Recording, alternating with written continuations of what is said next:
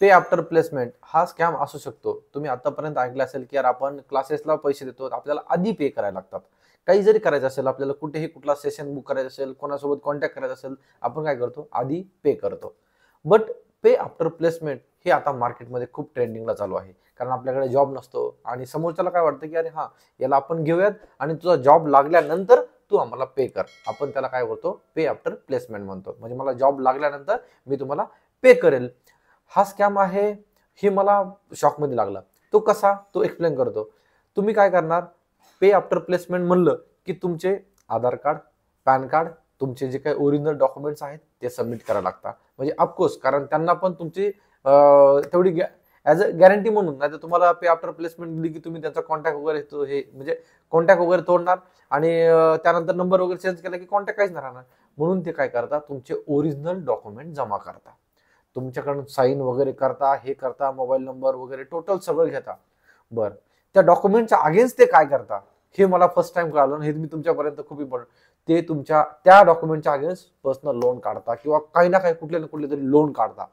मग ते तुमचे 6 मंथ्स 12 मंथ्स तुम्हाला तिथे EMI वगैरे भरायचे। मग तुम्ही तिथे असल्यानंतर, तुम्हाला जॉब लागल्यानंतर किंवा काय, आणि समजा कदाचित तुम्ही असं बोललात की यार नाही, आता पे आफ्टर प्लेसमेंटला तुम्ही डॉक्युमेंट वगैरे सबमिट केले आणि तुम्हाला असं वाटलं यार 1 मंथ 2 मंथ आपल्याला जॉब लागत नाही किंवा काही नाही, आपण त्यांना जावं आणि त्यांच्याकडून आपण डॉक्युमेंट्स घ्यावा आणि आपल्याला आता पे आफ्टर प्लेसमेंट करायचं नाही किंवा काही नाही करायचं, हे असं करून बघा, तुम्हाला हे डॉक्युमेंट परत भेटणार नाहीत। का? तुम्हाला ते सांगणार की नाही, तुम्हाला एवढे एवढे हे पे करावं लागतील तेव्हाच तुमचे हे डॉक्युमेंट भेटतील। हे मला खूपच म्हणजे सरप्राइजिंग वाटलं।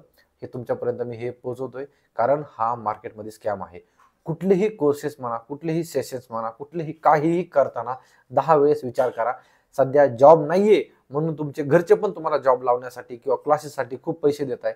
तुमच्याकडे पण पैसे असतात, तुम्ही काय करता, आपल्याला जॉब नाहीये, आपल्याला जॉब घेऊयात, जॉब आल्यानंतर असं होईल तसं होईल, त्यानंतर पे करू किंवा काय करू।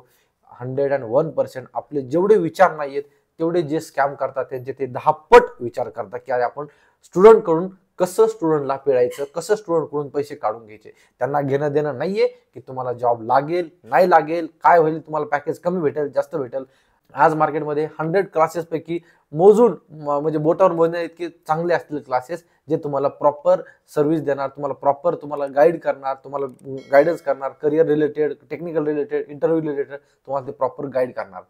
70% ते 80% असेच आहेत ते स्कॅम करणारे। त्यांच्याकडे ते एकदम समोर स्टार्टिंगला रिसेप्शनवरती बसतात, दोघं चौघं ते हायर करतात की जे तुमचा ब्रेन वॉश करतील, तुम्हाला हे असं सांगून, चांगलं चांगलं सांगून आम्ही तुम्हाला जॉब प्रोव्हाइड करतो, असं पे आफ्टर प्लेसमेंट किंवा काय।